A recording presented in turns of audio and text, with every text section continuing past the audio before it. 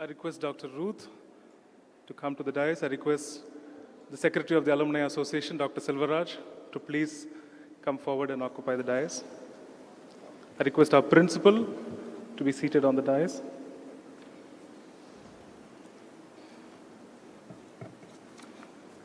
Please.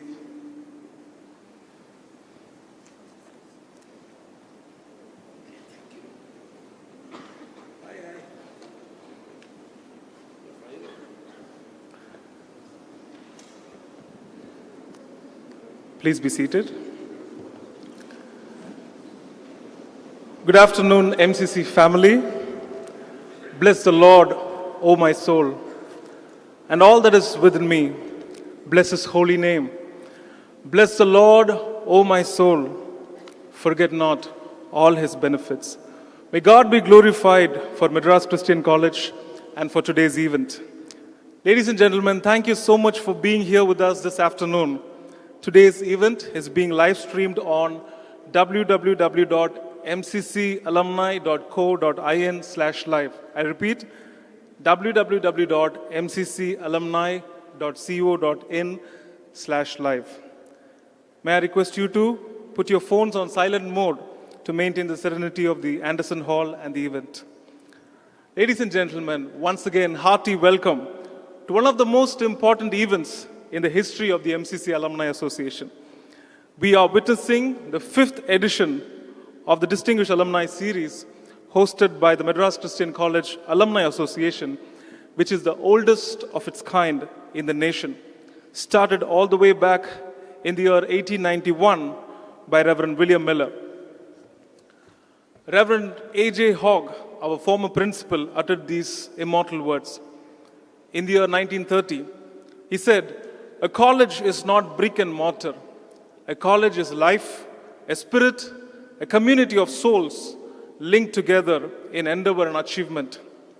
MCC still stands as a testimony for the statement. MCC has not only provided us education, it has also given us our identity, our culture, our worldview, and a holistic development. In its 186 years of glorious existence, the college has produced innumerous nation builders and illustrious personalities who have excelled in different arenas of life. Ladies and gentlemen, here we have two of our most eminent alumni who stand here as luminaries, whose life continues to inspire generations of MCCians. Having this function at the Anderson Hall would be emotionally moving to them. You know why? Mainly because every student, including them, had their first day and last day of their college life in this hallowed space. The presence of our students here in this hall is very significant because they are the ones who are going to carry this legacy to the next generation. As we begin today's event, may I invite the Vice Principal of Administration of the college, Professor R. Sridhar, to offer the college prayer, which will be followed by the alumni prayer, which will be offered by the Executive Committee member, Mr. Suresh Kumar, which will be followed by the opening hymn by the Bishop Ebert Chapel Choir. I request all of you to remain standing during the college prayer, alumni prayer, and the opening hymn.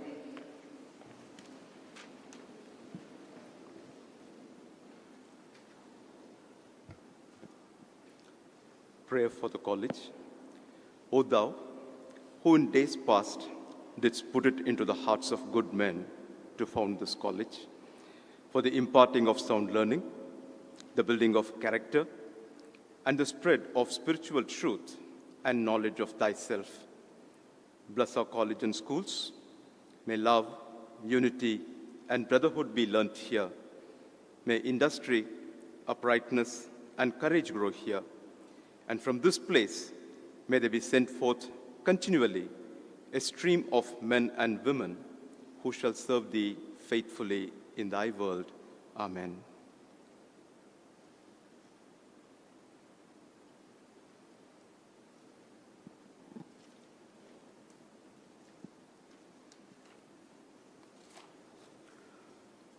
Prayer for the alumni. O God, of whose gift alone it cometh that Thy faithful people do unto Thee true and faithful service, we pray Thee to follow with Thy blessing those students who have gone out from amongst us to serve in the wider arena of life outside these college walls. Strengthen them to meet victoriously all temptation, enable them for the faithful performance of their life work, and may they ever, without fear of man, follow steadfastly where duty, right, and honor lead. Amen.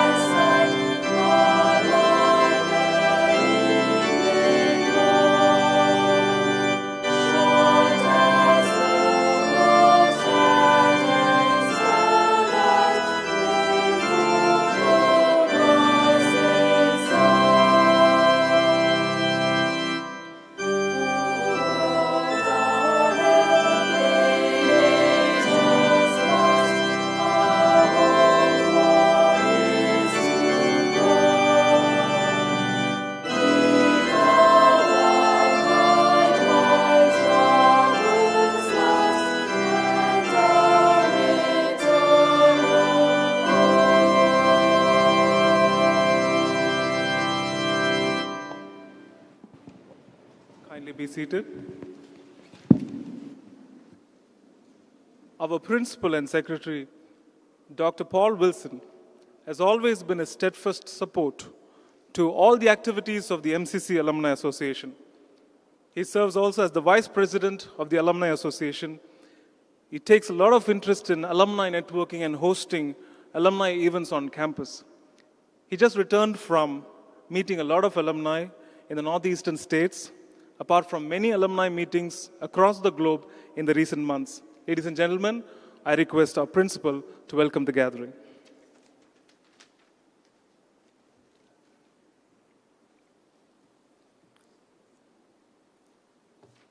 Respected Chairman of the MCC Association and Board of Directors, Mr. K.M.MAMMEN, Board Members, Vice Presidents of the Alumni Association, Secretary Dr. C. Selvaraj, Mr. Sashi Kumar and Dr. Ruth Kattumuri, the recipients of Distinguished Alumni Award, staff members, alumni, students, press, well-wishers, ladies and gentlemen. I sincerely greet you all and welcome you all for the 5th edition of the Distinguished Alumni Series function. It's a pleasure for me to host this historic event. As a college community, we understand the significance of alumni to their alma mater. MCCians always hold their college close to their hearts, which is my own experience of meeting with the alumni recently and all over the world. We have witnessed a lot of support from the alumni over the years in many developmental activities of Madras Christian College. In all alumni meets that I have participated, I've been a part of it, I could hear a lot of stories from the alumni, the nostalgic moments, the sense of belonging that was witnessed from their words. I welcome our respected Chairman, Mr. K.M.MAMMEN, and I welcome the office bearers of the Executive Committee, MCC Alumni Association, and I also take it as a privilege in welcoming all the dignitaries who are with us this afternoon. Here we have two eminent alumni seated here with us. Their lives speak volumes of the student friends. I sincerely wish all students seated here to keenly listen to their talk and aspire to be here one day as recipients of the Distinguished Alumni Awards. Mr. Sashi Kumar, Chairman of Media Development Foundation, journalist, TV anchor, filmmaker, founder of Asianet, is a pioneer in his field. His efforts have brought out the importance of media in this century. Mr. Sashi Kumar came as the chief guest and visited MCC earlier on the 19th graduation day of the self-finance stream of our college. I welcome him and thank him for accepting our invitation.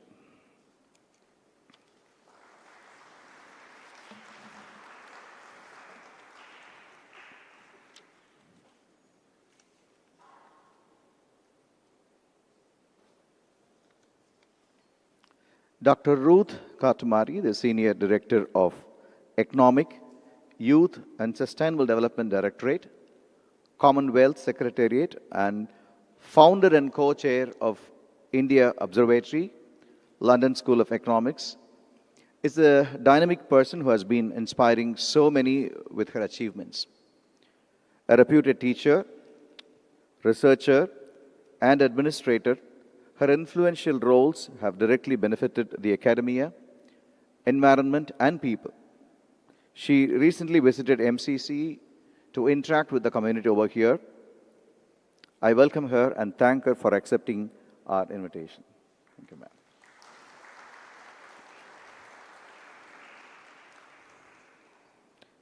I also welcome the alumni, the well-wishers, and press.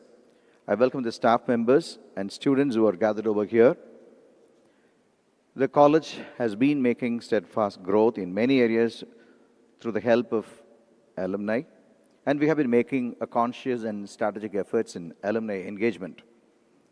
The MCC MRF Innovation Park, the MCC Boyd Tandon School of Business, the MCC Community Colleges, all of them stand as a witness for this claim. We have dedicated the Alumni and Development Office today to engage the galaxy of alumni with our alma mater. I request all of you connect with this office and to consider giving your time, talent, and treasure to your beloved alma mater. Thank you for joining us today. May God bless Madras Christian College. Thank you, ladies and gentlemen. Thank you, Principal Sir. On behalf of the college and the Alumni Association, we now will have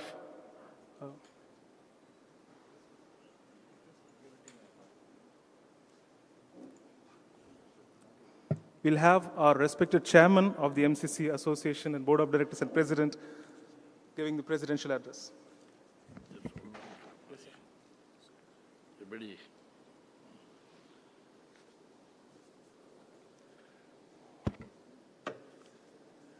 Good afternoon, ladies and gentlemen. A warm welcome to all of you as we have gathered here this afternoon to confer the Distinguished Alumnus Award on Dr. Ruth, Rasool, and Mr. Sashi Kumar. I also want to acknowledge all our distinguished alumni in the audience. This is the fifth edition of our Distinguished Alumni Series. This is an award that the Alumni Association has great pride in conferring. As I mentioned in the previous editions, choosing the alumnus to honor each year is a difficult proposition. The vast array of distinguished bureaucrats, business persons, academicians, artists, politicians, and other professionals is mind-blowing. I must admit, this is one of the alumni programs which we are keen on inviting the current students to attend. Dr. Ruth and Mr. Sashi, your achievements evoke a sense of pride not only amongst the alumni, but also amongst the students. This, we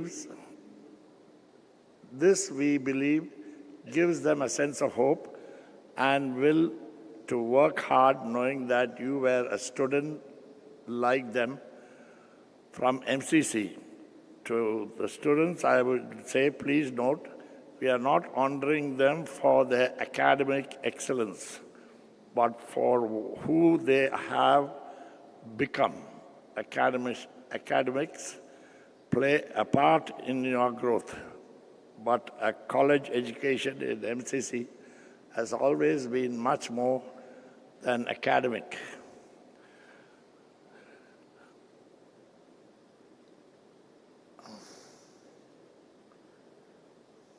Dr. Ruth and Mr. Sashi are both people who were involved in various opportunities offered by the college, whether it was organizing and taking part in departmental events or in the college cultural activities. The education that you received inside and outside the classroom, fueled by the desire to achieve, will bring you back here to be honored as a distinguished alumni. I will not try to introduce Dr. Ruth or Mr. Sashi Kumar, as we have others to do that exactly. However, there is a question and answer session in the end where you can interact with these distinguished alumni, asking them questions on their life in college and how they got to be where they are today. Make full use of it, and thank you all very much. Thank you. Please forgive me, I lost my voice.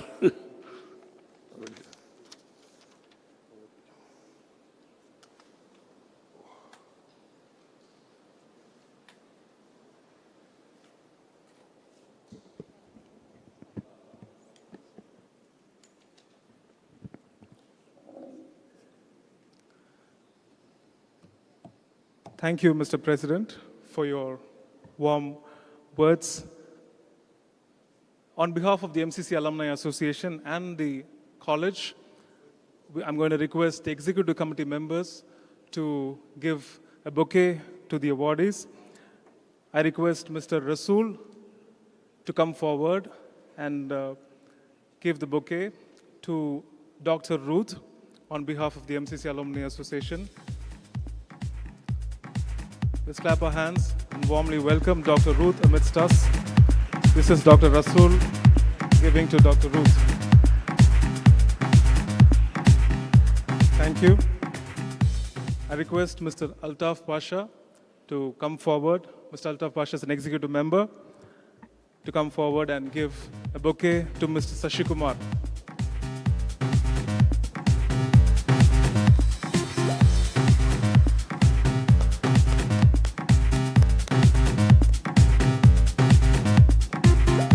Clap our hands and warmly welcome Mr. Sashi Kumar amidst us. We have Mrs. Radhika Sashi Kumar amidst us, and I'm going to request Ms. Shirley, our executive committee member, to welcome Mrs. Radhika Sashi Kumar with a bouquet. Let's clap our hands and warmly welcome Mrs. Sashi Kumar.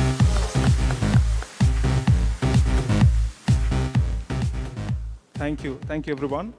Ladies and gentlemen, before proceeding towards honoring the awardees, I'm going to invite Mr. PwC David R. IAS, who is currently serving as the advisor of e-governance of the state government, for presenting Mr. Sashi Kumar to the gathering.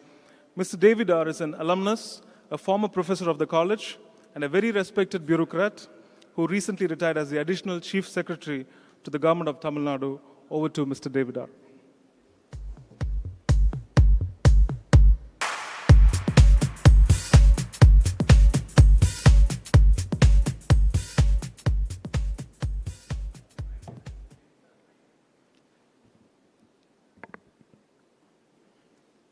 dignitaries and friends, it gives me great pleasure and an honor to be introducing two very special people to you. And short of climbing Mount Everest, these two have achieved amazing things in their own field. So just put on your seatbelts and allow me to do the maximum justice that is possible in terms of introducing them.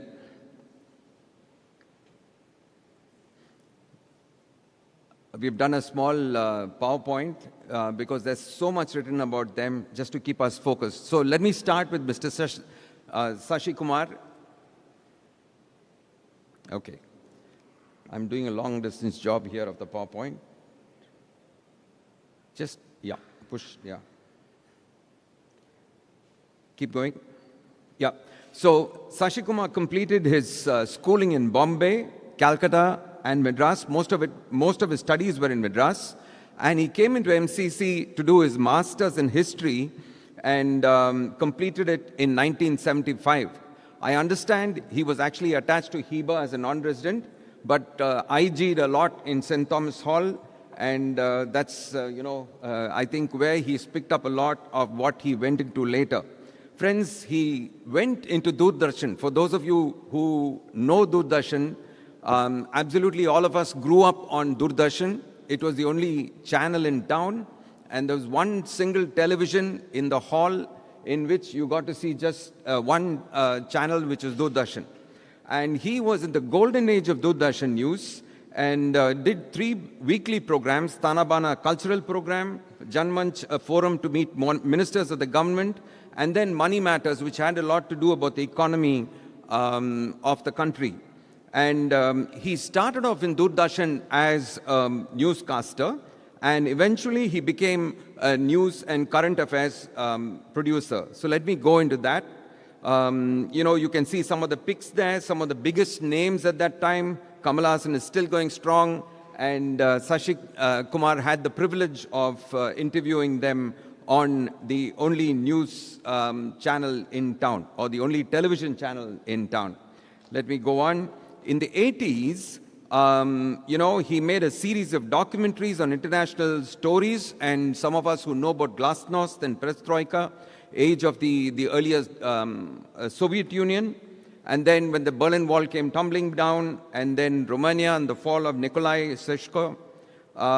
Many of these big stories, and I go into the next slide, when he actually moved into Bahrain for the Hindu. He has a very good connect with the Hindu, and he was the first West Asia Middle East correspondent of the Hindu. He set up the bureau in 1984 in Bahrain, traveled extensively in the region, and that was the season when we had the Iran-Iraq conflict, a lot of Middle East politics, which is still going strong, the Palestinian liberation struggle, the status of Indian labor. A lot of these international issues and affairs caught his attention, and he did full justice to these when he was in the Gulf and even after. Then he came back to India in 1986, and he set up the television wing for the Press Trust of India. It was again among the most prominent banners on Indian TV at that time. But between 86 and 92, he produced a series of political and international docu-features that won him official acclaim. And thereafter, he found PTI going a little slow for him, so he quit PTI and started his own channel because things were opening up. And he launched AsiaNet, which was the first satellite TV channel in Malayalam. The focus, of course, was Kerala and diaspora in rest of India and the rest of the world. And highly successful AsiaNet channel. He also went on to launch AsiaNet Satcom. For those of you who know, cable TV was the big thing, and it was a cable company that did statewide cabling, and Sashi Kumar was the founder there. He's quite an entrepreneur, friends, and he had very high standards in programming, and so that speaks a lot for AsiaNet, which actually landed up doing very well on the market when he divested his stakes in 2000. And then he went on into in 2000 to found the Asian College of Journalism. He registered the Media Development Foundation, of which he is still the chair. It's a non-for-profit trust. And through the foundation, he set up the Asian College of Journalism. Some of the very prominent people are trustees, including his wife, but the chairman of the trust is Mr. Sashi Kumar. This premier institution, it's got a magnificent campus. For those of you who have been down the Taramani side, they have good connect with all the international news agencies for a very long time. Right from 2000, it was Bloomberg News, BBC, Reuters, the Columbia School of Journalism, New York, and Cardiff and Westminster in the UK. And he didn't stop with journalism. You know, the fascinating thing about Sashi Kumar is that he did not stop anywhere to, with his experimental levels. He went on into filmmaking. I was also told that there was a debating session when Sashi Tharoor and Sashi Kumar landed up as finalists somewhere in Bombay. And, the judges had a tough time to figure out who's to win the debating competition, gave them a final rounds of, trying to kill one of them. But ultimately, they both did so well that they were jointly awarded that debating competition prize. So you can see that you have a great debater out here. And he's also been a filmmaker. Right down that screen, if you see, he acted with Mammootty in a Malayalam film movie, Loudspeaker. He was a lead actor. He played many other roles thereafter. But in 2004, much earlier, he scripted and directed a full-length feature film in Hindi, Kaya Taran. The film actually brings in the anti-Sikh riots of 1984 and the post-Godhra anti-Muslim riots in 2002. He kind of meshed both of it and brought out all the cultural issues and the kind of conflicts that were there at that time, and that won him the G. Aravindan Award for the Best Debutant Filmmaker at an international film festival.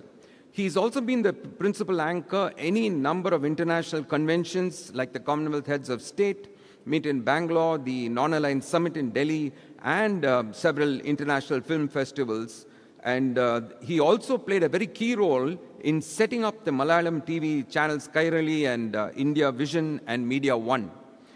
He also writes regularly. You can even see his articles even now. And his latest media venture in the digital space is Asiaville Interactive. It was launched in 2019. It's in Hindi, Tamil, and Malayalam. He's even currently wearing many hats, and he was a member of the Empowered Committee on Information, Communication and Technology of the Prime Minister's Office. He is now a trustee of the Elizabeth and Malcolm Adhisesia Trust. He's a member of South Asia Foundation India Advisory Board. He has been chairperson and member of juries of international film festivals. He's received the first Lifetime Achievement Award for television media instituted by the government of Kerala. He has learnt and is an ardent fan of classical Carnatic music. He has acted and directed a number of plays as part of professional and amateur troupes. And so, friends, you have here before you someone who's really straddled the globe and has done himself proud. He's still not stopped living his life. He's enjoying himself.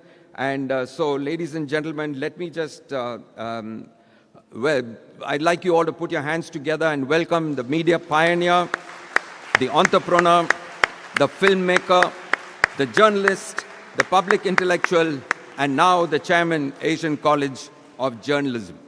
We'll do the honors now. Thank you, Mr. Devada. May I request our President of the Alumni Association, Mr. Mammen, to do the honor of presenting the plaque and awarding the medal to Mr. Sashi Kumar. I invite Ms. Ramola Zachariah, our Executive Committee member, to hand over the medal and the plaque to our President.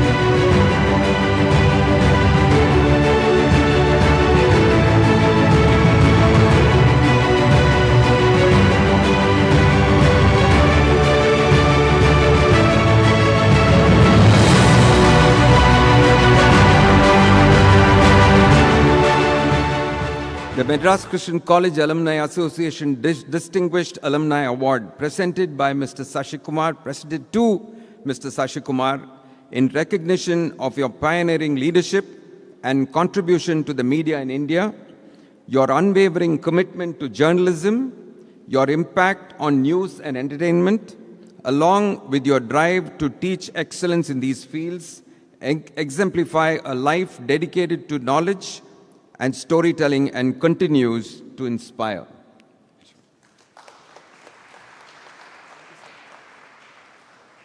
One more round of applause for Mr. Sashi Kumar. Thank you, sirs. Thank you, Mr. David R. Ladies and gentlemen, it is time to listen to Mr. Sashi Kumar. For several decades, his voice has been echoing in the lengths and breadths of the world through mass media. It is time to hear him in person. It is our privilege. May I request Mr. Sashi Kumar to kindly address the gathering.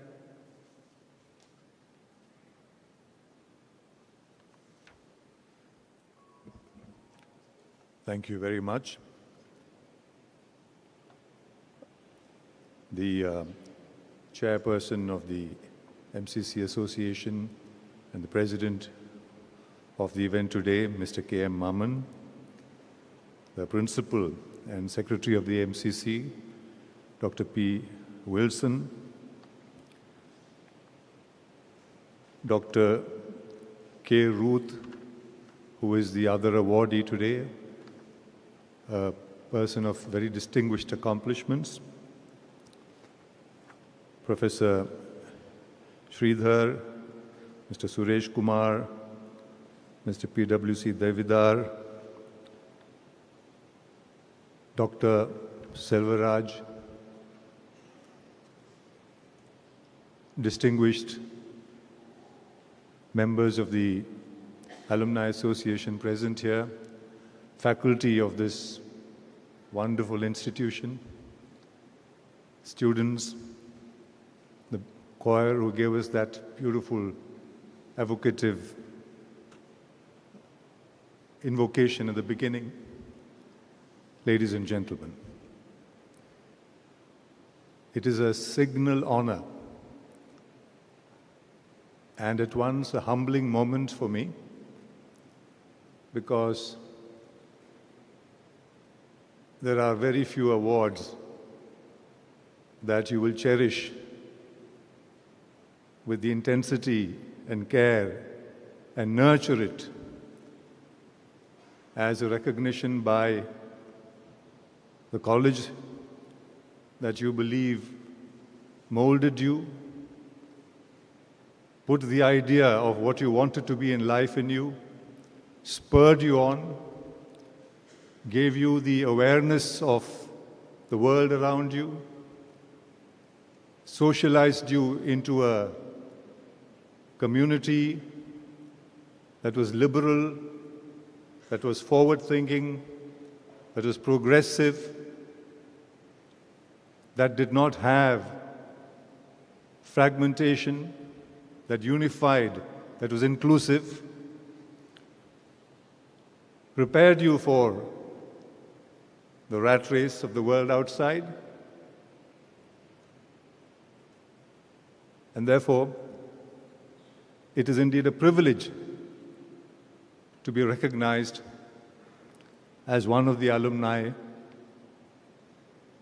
worth this distinct honor.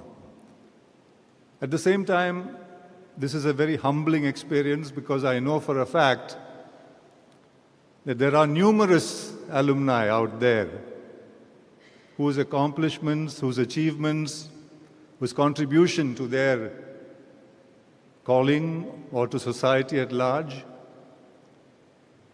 are far superior to mine. There are people out there who I have admired and I continue to admire. So I am inclined to think that much as I am happy to receive the award, there is an element of potluck here.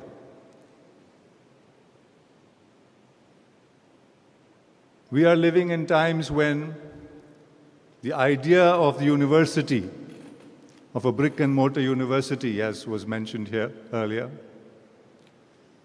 is itself being challenged. There is a strand of thinking which thinks that universities will move online, that a campus and a building and physical presence and interaction with faculty in classrooms and with your fellow students may not be so important or as important as it used to be. When I envision that prospect, I envision it with a sense of dread, because we know from the experience, all of us who have been in MCC, that the biggest achievement or the most unique contribution or value or takeaway that we had from here was the learning as much outside the classroom as inside the classroom, interacting with our peers, with our friends, with our faculty, disagreeing, agreeing, exploring culture, the differences of culture, understanding, in fact, in this wonderful campus, what the vast, variegated arabesque of India is, its fascination.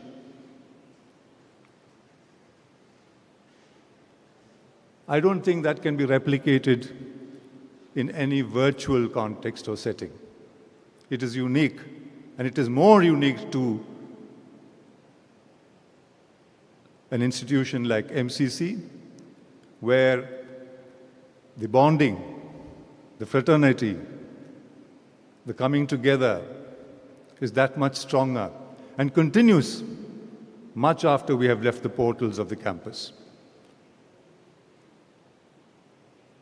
I was relieved, in fact, when Mr. K.M.MAMMEN, in his presidential address, said, "We are not honoring these two awardees," meaning Ruth and me, I said. "We are not honoring them for their academic achievements." I'm relieved, because if that were so, I wouldn't be here.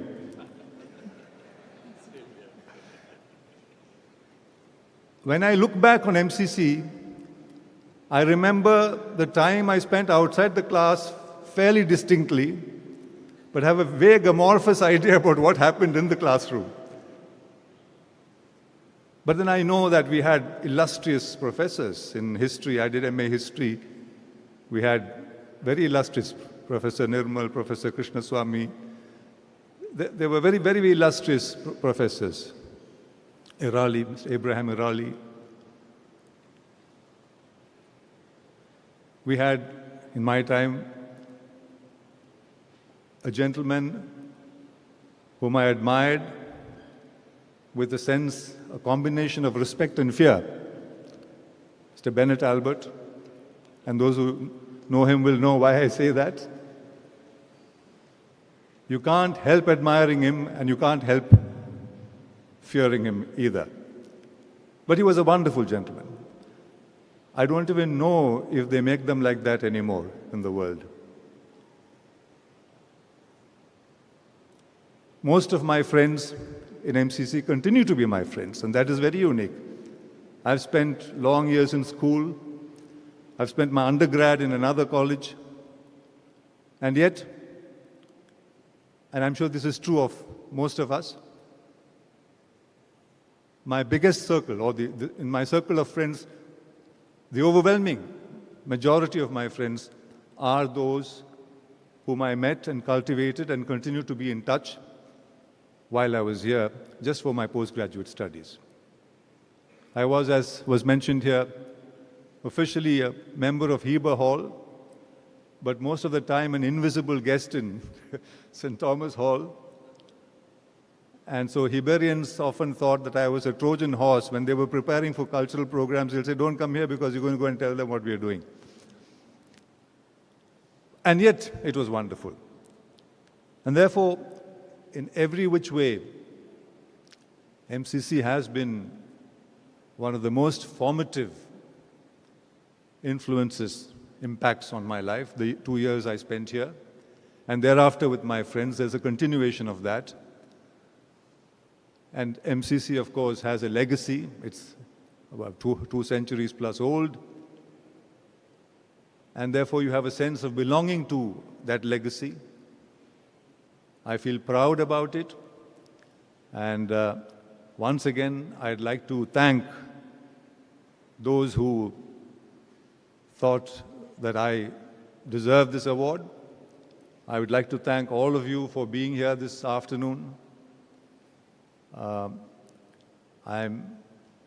sure that the college, under the able guidance of the chairperson and the principal and the board, will continue to make a mark, continue to keep the flag flying, so to speak, of not just pedagogy, imparting great learning, but also of bonding, of understanding the world, of instilling the values of progressive progressive values in life, democratic values, all of which I hardly need tell you are in straitened circumstances these past several years. We are going through challenging times where human values are being questioned. As we speak, there is a war breaking out. There are children being killed. There are bombs being lobbed. And life looks endangered every which way or anywhere you look. And therefore, the values that this campus have instilled in us are at a premium today as never before in my recent memory. And I'm sure that MCC will continue to do us all proud, and we, of course, in turn, will strive to continue to do the institution and those who showed the way, those who blazed the trail, proud as well. Thank you very much.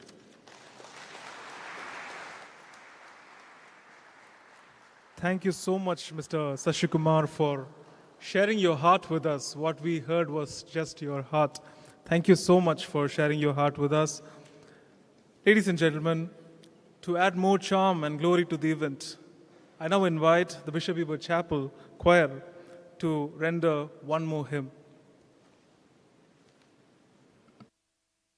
We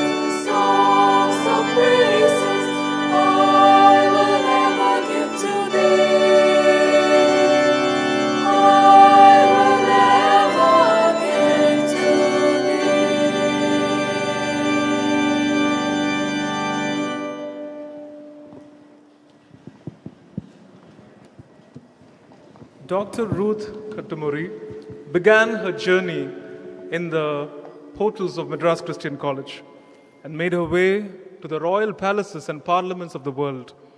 May I invite Mr. David R. once more to present Dr. Ruth to the gathering.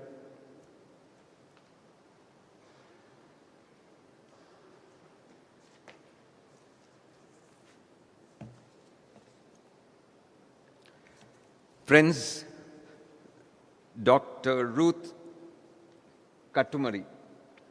Now, I'm very sure her surname, the British would never have got. So we'll stick with Dr. Ruth because that's easy. Let's get on to the PPT and we'll just quickly run through a small list of what I think I seem to be having a problem here with this distance. Okay. Right. So she was in MCC, a long time stay here in MCC as a student, BSc, MSc in statistics, computer science, and managerial economics. I think those were the times when Dr. Gift Romney was a HOD, amazing man, and we were all privileged to hear about him, read about him, and the kind of stuff that he used to churn out in research and in articles. She also completed her MPhil thesis on the design of an artificial intelligence package. And friends, those were days when nobody really knew what artificial intelligence was. So I think you are really looking at someone who outdid a lot of us here. I think I need your help, Alan. Alan's helping me at the keys there. Statistically, right, she joined as a lecturer in the statistics department immediately after completing her MSc. So she spent a fairly long time. How many years here in MCC? 15. Wow. So that's 15 years in campus. And then it happened, yeah, let me a little more about the computer days. She also helped to found the computer science department with Mrs. Rani Siromani, who was then HOD of maths and then after retirement took on the computer science department. Along with Dr. J.P. Vijaythalagan, we have Mrs. Vijaythalagan here, and she was the Associate Director of the Computer Science Department, and a good number of students whom she trained are doing extremely well in different parts of the globe. And Ruth also has been a great organizer, and all this that she picked up here in MCC, she is now playing the full score abroad, and she helped to facilitate the Davidson College Semester in India program, along with Dr. Vijaythalagan. And she also organized many international multidisciplinary programs for students and faculty from US and Europe. And she was also part of the organizing committee when then Prime Minister Rajiv Gandhi visited us. She was also the deputy coordinator for the overall college admissions and also brought in the computerization process. Again, she was much ahead of her time, and also had a hand in the Girl Scouts coming into MCC. Now, this is where the big step came. She decided to move out of a comfort zone and jumped and went all the way to the London School of Economics. Big move. And thereafter, she's been closely associated with the London School of Economics. I'm just bringing you a few pictures here, just for you to take back with you. Cambridge Commonwealth Fellow, the Fellow of the Academy of Social Sciences and committee member of the International Advisory Group. This is something that she carries with her even now. She was founder and co-chair of the London School of Economics India Observatory. So this connects with LSE, but it's something that Ruth owns. I think I've switched suddenly from Dr. Ruth to Ruth. That's because we were all in college at the same time. Distinguished Policy Fellow and then Director, Asia Research Center. She's had a very hectic life. She also raised a lot of money for Indian research and scholarships and still continues to connect with a lot of work in India and different parts of India on different subjects. She's also been advising private and public partnerships, and you can see a list there. I wouldn't want to read all of it to you, but she's been advisor to the UK-India Education and Research Initiative and regularly advised Indian UK High Commissioners coming in to India to take up office. She's also connected with a whole lot of government agencies at the national level, and all of them are listed there.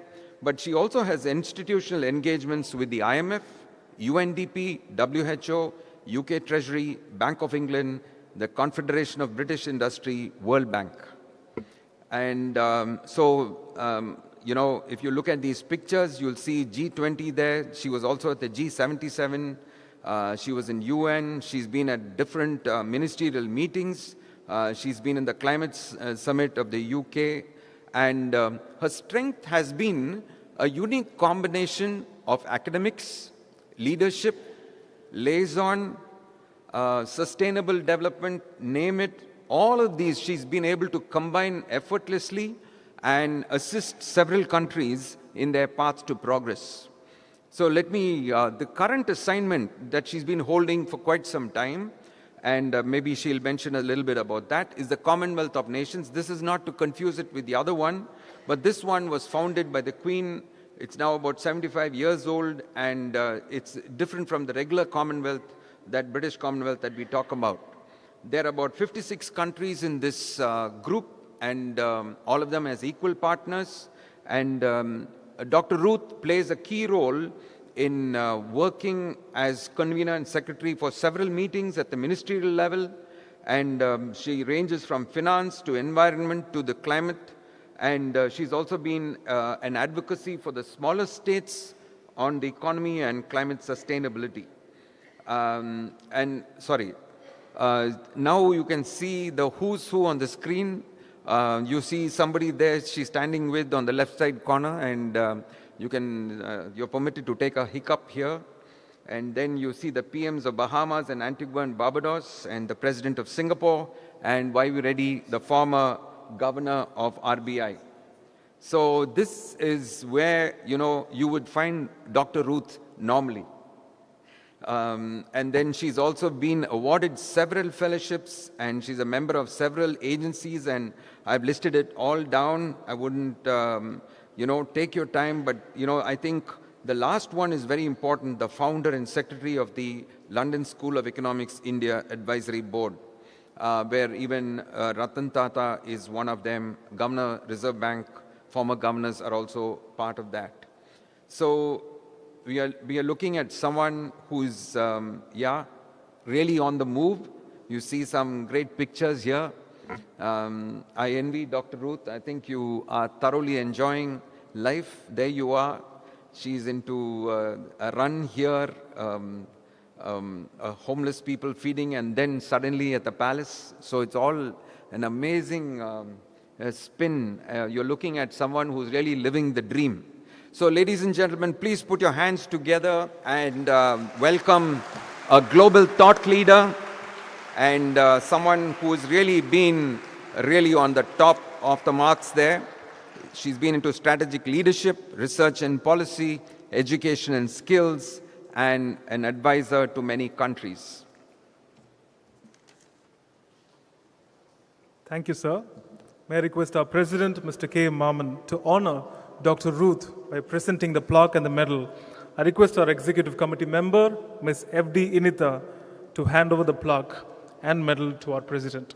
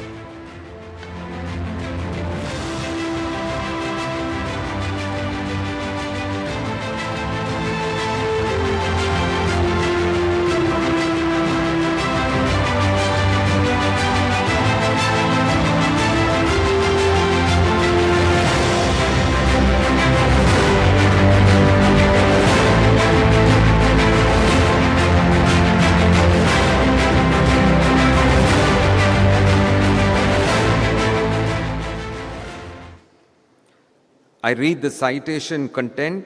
The Madras Christian College Alumni Association Distinguished Alumni Award presented to Dr. Ruth Kattumuri in recognition of your exemplary contributions to academia and global policy making.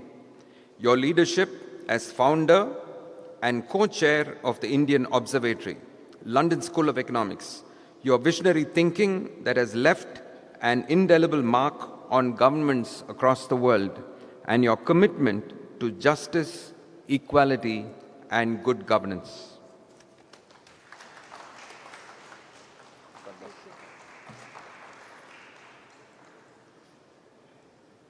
Greeting to everybody and to all the dignitaries. I'm not going to name them by name.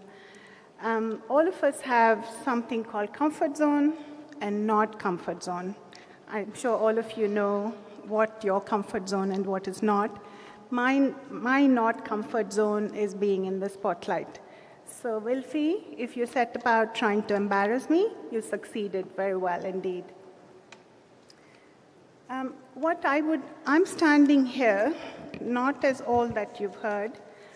This honor, I thank the college. It is an honor, but it's also extremely humbling. And like Shashi said, we grew up with admiration and respect to all the stalwarts that have gone before us, starting with the missionaries who taught us while we were here about the meaning and value of service.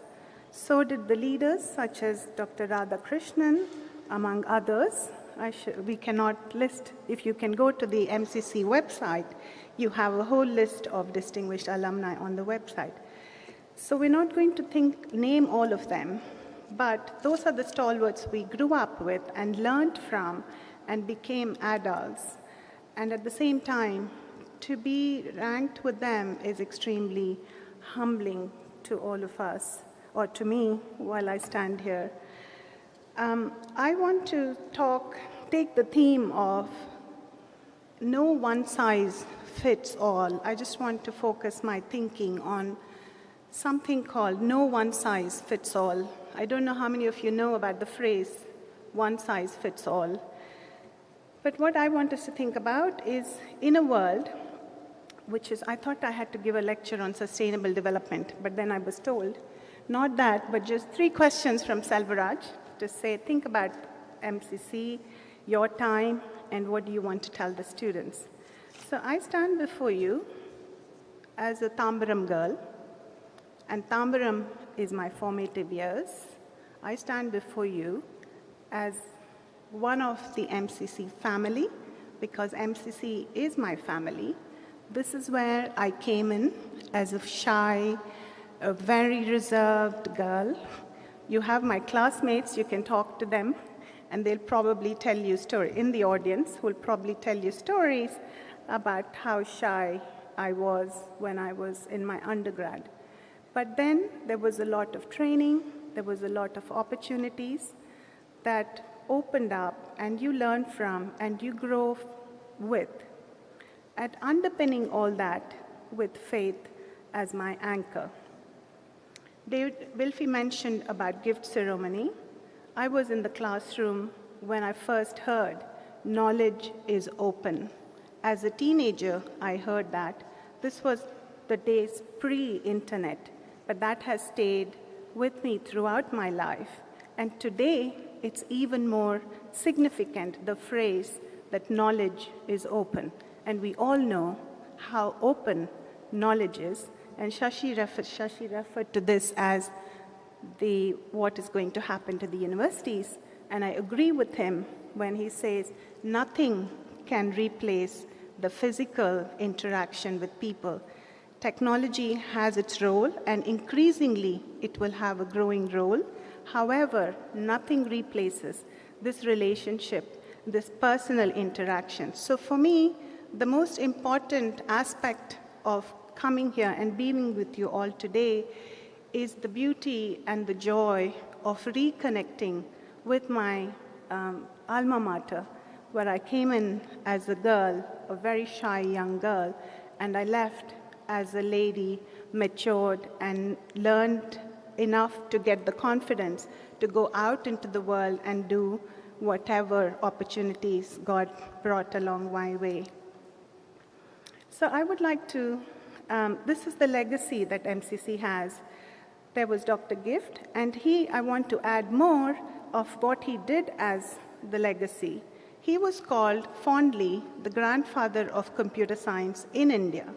He was connected, ladies and gentlemen, with the Dartmouth College when machine languages was first conceived as a concept, and he was linked with that. And if you are all living in an internet digital world today, and if India is what it is today, it is the legacy of people like that that we have inherited and we have benefited from, and MCC is in the center of it because it was being built here and it has been growing from here.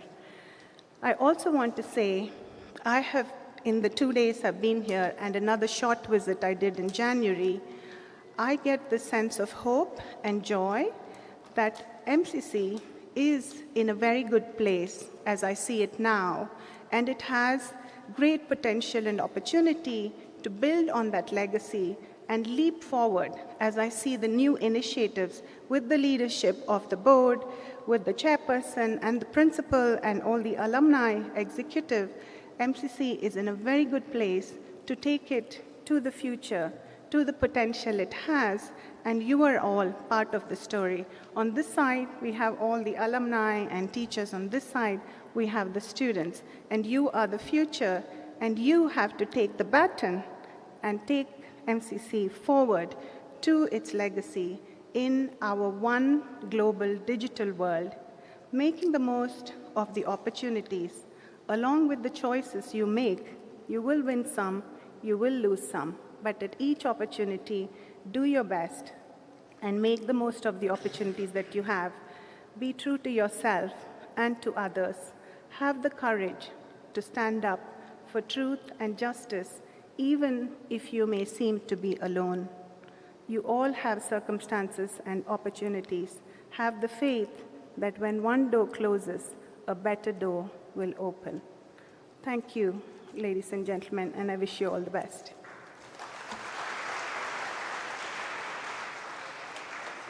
One more round of applause for Dr. Ruth. MCC buildings are familiar with the voice of Dr. Ruth. Her classrooms reverberated with wisdom and dynamism.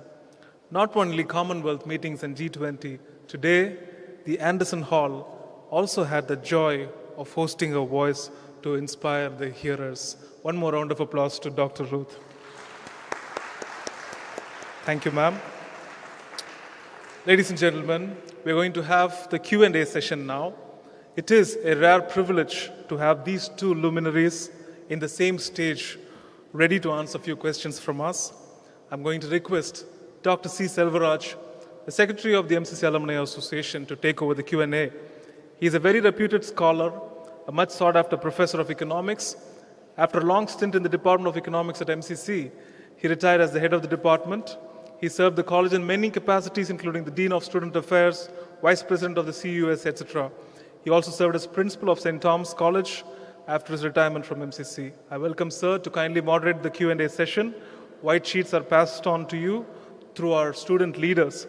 You also please write your questions and pass it on to us. Over to Dr. Selvaraj. Ladies and gentlemen, you have just witnessed a very important event for the association and for the college. These two awardees, Mr. Shashi Kumar and Dr. Ruth, have one thing in common. They have always made the first move in their respective fields. And the most important thing is how they have, in their own sphere of activity, has reached out to the society, the macrocosm of the large population, through communication, through research fellowships, and so on. Mr. Shashi Kumar, having taken his training from MCC, has always kept the social commitment And he has tried it by taking the communication broadcasting to the nook and corners of our country and the world. Dr. Ruth has opened up new vistas between UK and India in research fellowships that has benefited a number of students in the university system. Therefore, these two individuals have been chosen by the committee not by any design, but it has happened that way. The economists use the term invisible hand that ensures that everything is orderly in the market.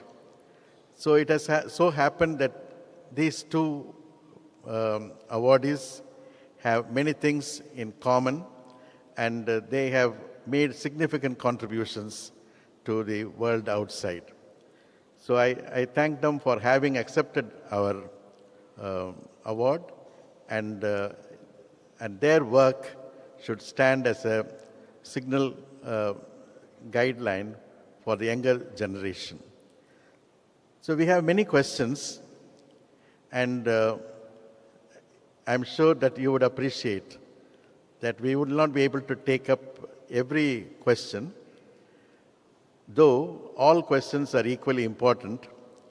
But I find that there's a common thread that runs along these questions. So due to economy of time, with your permission, I would be selective. And these questions are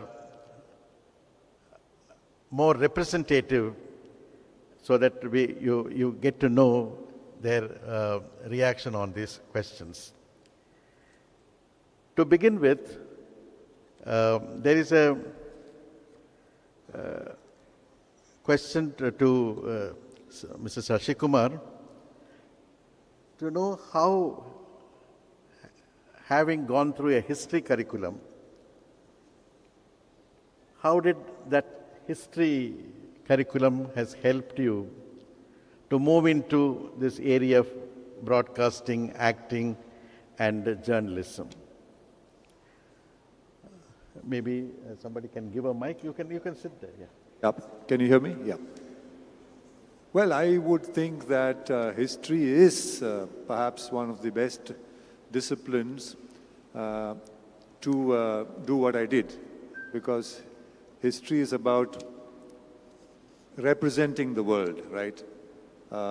In fact, history tells you what happened. History tells you, gives you clues about what might happen. History tells you the achievements of humankind. And history is about representing what happened. Media, which I am in, is about representation as well. Media is representing, although you can argue that these days television anchors don't represent, they tell you what to do. But the real function of media is to represent, to describe the world, not to prescribe the world. History describes the world. History describes the past, certainly. History, I think, equips me to handle, I'm still a great student of history. Much of my reading is about history or historical. It enables you to develop a perspective. It enables you understand the world, as I said. And you know, Plato famously said, history may be you can argue that history may be the story of the winner. History is always the story of the winner. But history also gives you creative insights into society. So, which is why Plato said, poetry comes closer to vital truth than history. Because in one haiku poem, you'll probably get a sense of even infinity, even truth. Whereas history may not give you truth as such, but it leads you towards understanding the truth. So I think history is, I recommend history heartily to all those who are not decided what their sons, when they come to MCC, want to take up.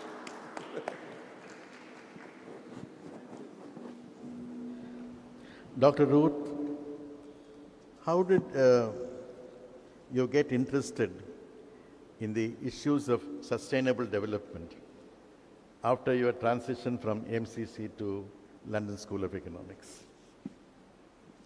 So when I was, so this was pretty much, I think of computer science and statistics as analytical tools, which you apply to understand the cause of things. So in a way, I was looking at in-hog signal earlier today, and that was a strong influence in my life as I was growing up.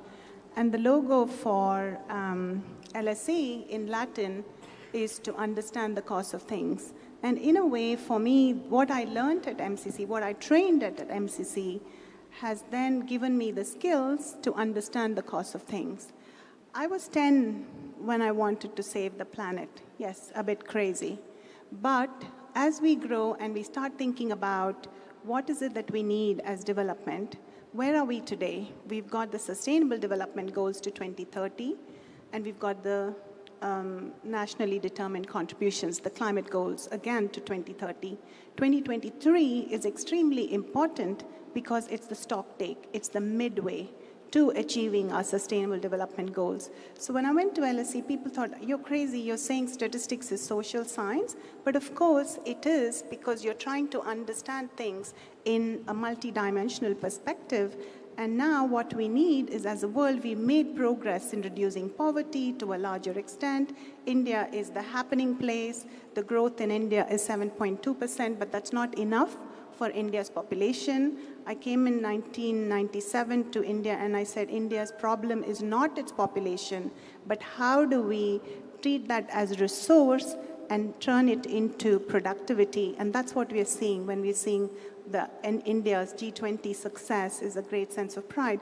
So sustainable development goal is, for me, how do we, as people, as population of 8 billion people, how can we be more equal? How can everyone get equal opportunities to the best possible? That's why I said no one size fits all, but how do we then provide systems and mechanisms and policies so that everybody can have an equal opportunity to achieve their potential to the extent possible. So that's kind of the passion that drives, and it comes from teaching students in the 80s and 90s when there was no internet. It was like a mission which I learned from my teachers and founders of MCC to say, it's almost a mission saying, how can I enable every single student, young person, achieve their potential, not my potential or their friend's potential, but their potential. So that's the world I'm dreaming of, and that's what interests me. You have been in the Commonwealth Secretariat and a senior director. Now, what do you're always helping the island economies and less developed countries. What do you think will be the success rate in attaining the Sustainable Development Goals by 2030? Because that is the UN target. Do you think these island economies and other poor economies will be able to achieve these goals vis-a-vis the Western developed nations? So SDGs build on, Sustainable Development Goals build on MDBs. Now, MDBs did make a progress, and they were only for developing countries. But SDGs, when I went to London, my first thought was, I thought I was coming to a developed world, but why is there homelessness? Why are there poor people in London? I found that hard to come to terms with. So the SDGs rightly bring in both developing and developed economies. Now, there have been challenges, not least COVID. So we were kind of on an even keel. But COVID came, and lots of development that we were making has got stagnated or reversed. However, we are waking up post-COVID, and the phrase is building back better. But I say I don't like building back better, because back had lots of problems. I want us to build forward better. But the international community is coming together in a concerted way, as well as in a very committed way. We live in a one global world. It's a changing global world. So we don't have just the developed Western economies in the leadership, because there is growing leadership in the emerging economies. And that is playing a very important role, such as who is the head of World Bank now, Ajay Banga. So even that. So I was involved in setting up the new development bank, first called BRICS Bank, because that was also the concept of saying, how can we have more inclusive leadership in these banks which are responsible for financing? So you feel that there is more sympathy with these SDG goals from different countries? So there is a stronger commitment as well. Because as in all these meetings, and they know that we need to accelerate because we've had losses and we have less than 7 years.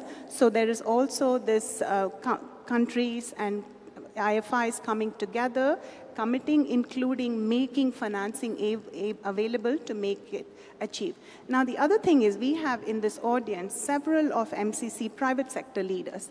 Now, the interaction between public and private sector, we talk about PPPs, but in actual implementation, the mechanisms and processes are not in place yet.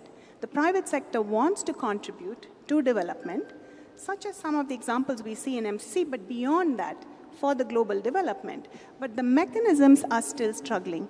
But then I can see the movement happen even between 22 and 23, that coming together, there's an intention and motivation to make those things happen. That is an encouraging trend, and I think we would be hopeful of this world realizing some of these SDG goals. Mrs. Sashi, a questioner wants to know whether the new entrance to your field, media and journalism, should they work to appease people or to establish the truth? What would be their responsibility in the emerging realities of our system? Well, that question is obviously a reality check of what is happening today, because much of journalism is in appeasement mode. Much of journalism is turned into publicity, propaganda, singing praises of those in power. Not just in India, I think it's a trend across the world. Journalism's original mandate and mission of speaking truth to power, as we say, or comforting the afflicted and afflicting the comfortable. This is the dharma of journalism. I would go to the extent of saying that journalism must, to be in its element, be in an adversarial relationship with those in power. That doesn't mean being unnecessarily critical or negative, because it's then that you perform the function of the fourth pillar of democracy. As you know, the fourth pillar of democracy, the executive, the judiciary, the legislature, and the fourth pillar of democracy, all these four pillars perform a function of checks and balances, which is what makes democracy vibrant, meaningful. As I often say, if you must say democracy in one breath, you must be able to say a free and freewheeling media in the next breath. Otherwise, that democracy is a sham. Elections alone don't constitute a democracy. We know that authoritarian figures throughout history have been elected to power. We know even fascists like Hitler and Stalin and Mussolini have been elected to power. So holding and conducting elections and winning elections is only one part, an important part of democracy. But being able to provide the people and the press as the agency of the people to critique power, to look at whether those in power are representing the people as they were meant to, are doing well by the people, are fulfilling the promises they made in their election manifestos and so on. So all of this, I think, is what makes a democracy meaningful. And therefore, the vital role of the free media is not to appease, is not to grease, shall we say, those in power, but to be critical, to a constructive criticism, to be consistently critical, to invigilate democracy. That is a function of the media. Today, there is indeed a sense of uncertainty about that, because the media is endangered, the media is struggling. I would say the media is even being targeted, as you know. Again, I'm not speaking only about India. Across the world, you see this trend, and that, I think, is very dangerous, very, very dangerous for democracy. On the other hand, I must also say, to be even-handed, the media cannot pretend that it is the be-all and end-all of democracy. The media cannot pretend that, the arrogance of the media must be curtailed. The media cannot pretend that the media will tell society what's to be done. The media cannot dictate to those to the people. So there is a natural kind of check and balance already operating there, because with the expansion of social media, we have two kinds of media. You have the mainstream formal media and the social media. And the social media is already invigilating the formal media. But the formal media must also invigilate those in power. In this country, we have the right to information is an important act. The right to information is very important. That gives all of us the power to ask questions, particularly the media. But alongside the right to information is the right of the people to be informed meaningfully. And therefore, the media must perform that function. If media is just going to talk, is going to be voyeuristic, is going to just run down the private lives of public people, if it's going to be irresponsible, I think the media becomes that much less credible. And today, I think there is a disconnect growing between the people and the media. People are not believing everything that comes in the media because they think the media has its own vested interests. They're not doing their homework. They're not really furthering the interests of democracy rather than their own vested interests, or people who are firing from the shoulders of the media. There's kind of spin and so on and so forth. So I think it's a critical situation, but I'm sure that wiser counsel will prevail. The forces of democracy, the forces of, shall we say, humanity will triumph, and the media will emerge from these testing times successfully. Do you think there are any differences between regional media and national media? I certainly think so. I think we have grown up with the English language media as probably what most of us consume. The fact of the matter now is that the English language media, what we call the national media, unless Hindi is also a national media, but the English language media is plateauing, particularly the printed word. The rate of growth has literally, is very, very slight. You need a magnifying glass probably to look at the rate of growth of the media, of the English language. Whereas the regional language media is galloping ahead. There's a tremendous growth in the regional language media. That has not been accompanied by a greater sense of responsibility or a greater sense of journalism, professional journalism in the regional language media. We know that in many cases the media has become part of the problem. When there's a problem, whether it's a sensitive issue of a communal tension or an issue of gender divide, the media sometimes wades into it and makes matters worse, compounds the issue. And that arguably has been happening more in the regional language or the non-national media. The national media, if you mean by that the English language media, which has a larger overview and a larger national kind of reach, tends to be far more careful and responsible when it comes to that. So these are two differences. Growth tremendously of the regional media, not commensurate with that growth is a sense of professional approach and professional performance, a plateauing in terms of the national English language media, and a struggle in order to find new avenues, new revenue models. And as you know, the visual in the portals and the digital media, which I think is a fascinating new section of the media, which is bold and speaks truth to power. Unfortunately, there is no clear revenue model yet. So that might emerge in some time. So the media is going through a transition phase. So there's a kind of, I hope it's a makeover towards a better dispensation of the media in this country. Sashi, you have been described as a complete media man.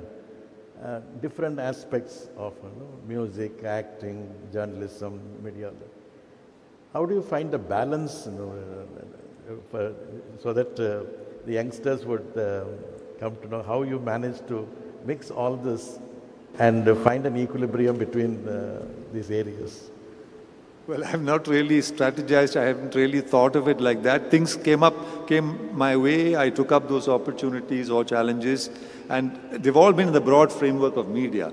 I wouldn't by any stretch of imagination call myself the complete media man. This is what others, when they talk about you, these are encomiums that come your way. I take it with the gravity that it deserves. I'm by no means a complete media man. I might argue that I'm a jack of all trades and master of none, unlike Ruth. But that's the nature of the media. You're expected to know a bit of everything. Because you can't obviously be specialized in any one area. You could, but to be a media person, there is a sense of having to probe various areas, try and get a fairly comfortable knowledge about those areas, do your homework, research, etc. Therefore, so that you can write about it or speak about it for your listeners or viewers or readers, as the case may be, and provide them perspectives and context and background. I think that's the crucial part. You know, the role of the media today is not so much to give pure information, because that is there. We have information growing out of our ears now because of social media. Every second there's new information. Of course, we have to check whether it's fake or misinformation or disinformation.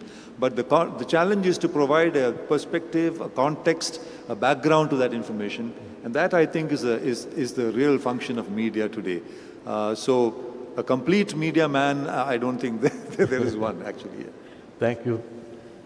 Well, ladies and gentlemen, you have heard both Dr. Ruth and Mrs. Shashi Kumar. Moderator, may I take this opportunity to ask Shashi, who knows so much about media, a question? Technology is disrupting through the use of, disrupting democracies of sovereign nations using technology. I'd like to hear your thoughts on that, please. Yes, I think technology is double-edged, but I think one must see technology as more positive, certainly. We have moved, I think, from the industrial society to the information society, and we don't appreciate the big paradigm shift that has taken place. We have moved from the premises of the Industrial Revolution to the premises of the Information Revolution, which is all about technology, about digital technology. So when you move from the analog age of the Industrial Revolution to the digital age, there is a shift in our cognition itself. The world, you know, for instance, I don't think height and depth are as important for the millennial generation as breadth, which doesn't mean there's a value load there. I think breadth can be as fascinating, as important as height and depth. In the realm of breadth, you have lateral thinking, you have hypertext. All of modern technology, I think, works on the level of breadth. Then, as you said, it's disruptive. I mean, disruptive not in the negative sense, because you want to make a break with this whole linear technology of the past, analog technology of the past, and make a quantum leap into a new digital realm. And that, I think, is a sense of disruption. And the millennial generation, the young, because I deal with like this college, I deal with young people now for the last 20 years in the context of media and Asian College of Journalism. I find that they are already technology savvy. They take technology for granted. They are, as you call, digital natives. They know how to operate their smartphone to garner all the information they want, to communicate all that they want. And therefore, that is a mode of technology that will, I think, play a huge, decisive and critical role, a formative role, in terms of understanding the world and in terms of empowering oneself, in terms of whichever realm you are. Artificial intelligence and machine learning, with which, Ruth, you started off long back, are the buzzwords today. And it is possible that artificial intelligence will take over some of the conventional, routinized work that we do. But I don't think it can supplant the human brain. It can't supply the ingenuity of the human brain and the need for innovation, the need for looking at new areas, doing things more efficiently, doing things more fulsomely. So I think it's a great way forward, where technology and human power, the brain and the machine are in a kind of wonderful partnership. Sometimes there is tension between them, there is one-upmanship between them, but I'm sure that the human will, the human mind, the human imagination, human innovativeness will triumph, because the creator cannot be surpassed by the created. I think that is science fictional. Thank you. Thank you, Mr.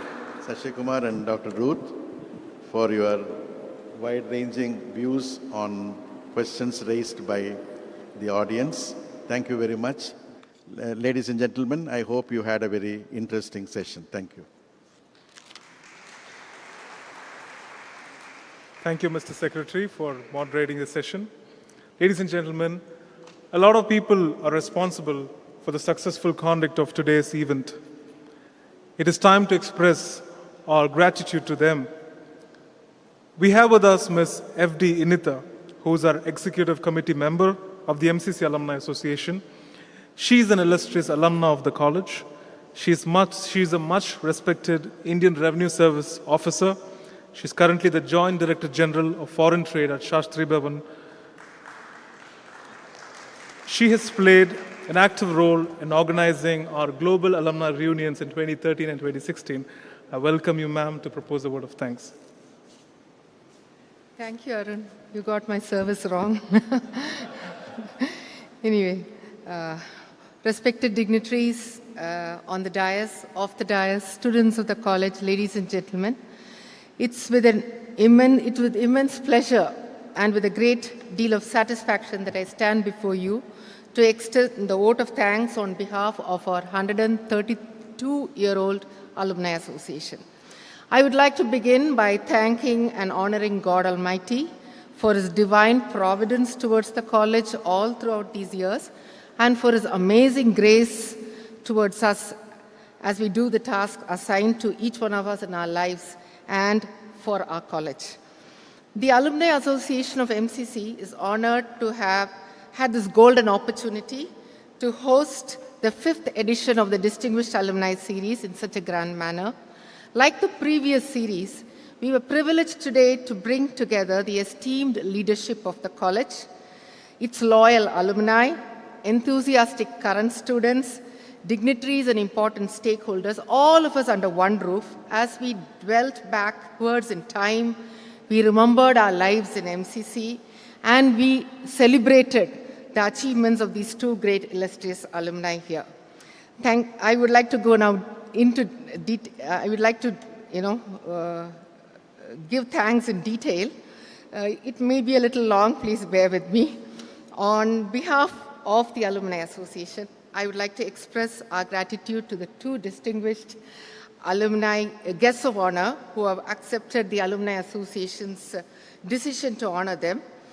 They've not only graced us with a dynamic presence, but they've also inspired us with their powerful stories. Thank you, Mr. Sashi Kumar, for the amazing speech. Thanks for sharing with us your memories about MCC and for inspiring us with the success stories in the media world. We thank you for making the college proud with your remarkable achievements and the many firsts in your career. Thanks for being here. And a special thanks to Mrs. Radhika Sashi Kumar also for joining us today. Okay. The best part was Ruth ma'am asking a question to Mr. Sashi Kumar and his mind-blowing answer. I think that was the best part of today's event. I would like to thank Madam Ruth, who is an inspiring leader and a policy expert and a good friend of many of us in this hall, for being with us today. Thank you for traveling all the way from the UK to be here, and we are indeed proud of all your academic and bureaucratic achievements. We wish you all the very best as you strive to make this world a better place through your services in the Commonwealth Secretariat.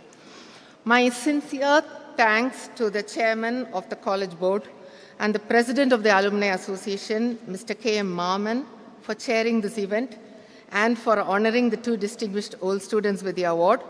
We thank you, Mr. Mammen, for your dynamic leadership and for the guidance that you give to the Alumni Association. Thank you for being here. I thank all the members of the Executive Committee of the Alumni Association and all the members of the MCC Governing Board, the board members who are present here today. Thank you for being here, even amidst your very busy schedules, and we appreciate that. We are grateful to Dr. Wilson, the principal of the college, for being here and for being very supportive towards the activities of the Alumni Association and for facilitating us to successfully conduct this event. We applaud you, sir, for your vision for the college and for leading from the front. Thank you, sir. I would like to thank the bursar, Mr. Cyrus, the vice principals, Principal Dr. Sridhar, the chaplain of the college, and all the faculty members who are present here and who helped us organize this event. We as alumni once again express our heartfelt gratitude to all our professors, past and present, for their roles in our lives, for chiseling our thoughts and actions, and for molding us to be better people. Our special mention goes to Dr. Selvaraj, the Secretary of the Association, for his excellent coordination, and for all the members of the Executive Committee for supporting us today. I thank Dr. Selvaraj for moderating this very intellectual and interesting discussion that we had today. I thank Mr. Devidas sir for introducing both the alumni and for making us know them better, for enabling us to know them better. Thank you, sir. A special thanks to Mr. Altaf, Mr. Ashok, Mr. Suresh, Mr. Gautam for planning and working behind the scenes along with Dr. Sridhar and Mr. Arun. Your hard work, your attention to detail, your professionalism is commendable, and without your efforts, this event would not have been possible. Thank you so much. An extra special thanks to Ashok, the dynamic APRO, for being the master of ceremonies and for making this event lively. I thank all the alumni members who have enthusiastically gathered here.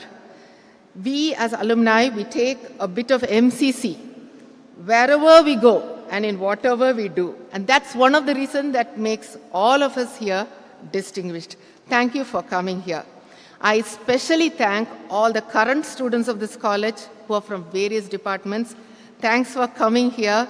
And I'm sure you are inspired by both these distinguished alumni. We thank you for your genuine interest and thank you for your contribution. I would like to thank the members of the press who are present here. Thanks for accepting our invitation and for the positive response. A special thanks to the staff of the APRO's office, the estate office, the bursar's office, and the International Guest House for all the support. I would like to thank Adroit Public Relations Private Limited, RPM and co-fabricators for their services, and Swan Solutions for live streaming the event. Finally, before I conclude, I would like all of you to give a big round of applause to both the distinguished alumni award winners, because of whom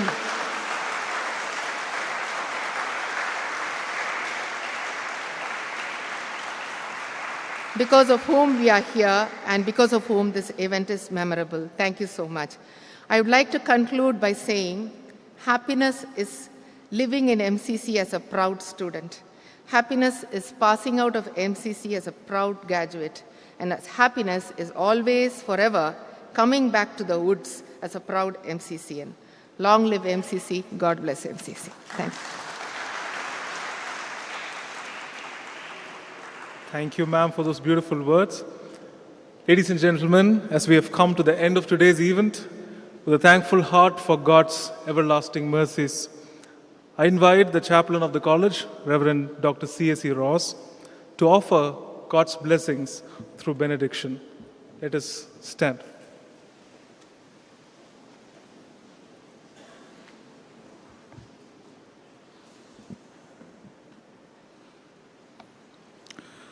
The Lord bless you and keep you. The Lord make his face shine upon you and be gracious to you. The Lord turn his face towards you and give you peace. May the grace of our Lord and Savior Jesus Christ, the love of God the Father, and the fellowship of the Holy Spirit rest and abide with all of us, and especially with the distinguished alumni, Sashi and Ruth, this day and forevermore. Amen.